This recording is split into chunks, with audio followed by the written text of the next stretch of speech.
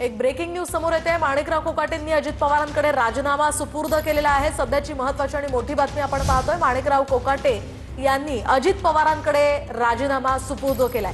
तर क्रीडा मंत्री पदाचा हा राजीनामा त्यांनी सुपूर्द केल्याची माहिती आहे। अजित पवारांच्या कार्यालयाने ही माहिती दिली आहे। दरम्यान मुख्यमंत्र्यांनी या संदर्भात राज्यपालांकडे शिफारस केली आणि त्यानंतर आता त्यांनी हा राजीनामा सुपूर्द केल्याची माहिती आहे। अधिकची माहिती जाणून घेऊयात आमचे प्रतिनिधी अक्षय मंकणी यांच्याकडून। अक्षय, काय अधिकचे अपडेट्स? मोहिनी, खरं तर राष्ट्रवादी काँग्रेस पक्षाचे मंत्री असलेले माणिकराव कोकाटे यांचं खातं पहिल्यांदा काढून घेण्यात आलेलं होतं। मुख्यमंत्र्यांनी त्यांचं खातं काढून घेण्यात आलेलं होतं आणि त्यांचं खातं अजित पवारांकडे दिलेलं होतं। आता मात्र माणिकराव कोकाटे यांचा राजीनामा जो आहे तो अजित पवारांकडे आलेला असल्याची माहिती जी आहे ती मिळते आहे। खरं तर अजित पवारांकडनं अद्यापही हा राजीनामा जो आहे तो मुख्यमंत्र्यांकडे पोहोचलेला नाहीये।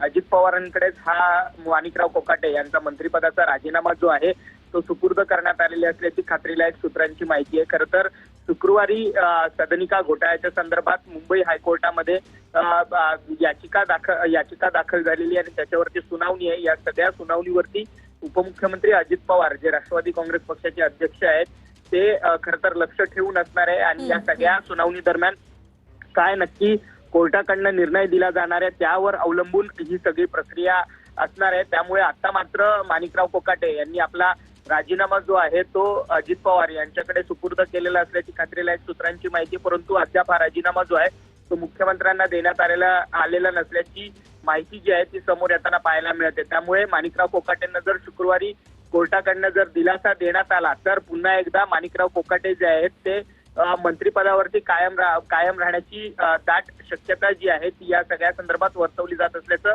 पाहायला मिळतंय। नक्कीच अक्षय, या संदर्भातले अपडेट्स वेळोवेळी घेत राहणार आहोत। तुर्तास धन्यवाद दिलेल्या या माहितीसाठी। आपण पाहतोय अजित पवारांच्या कार्यालयाने ही माहिती दिली आहे। माणिकराव कोकाटेंनी त्यांचा राजीनामा अजित पवारांकडे सुपूर्द केलाय।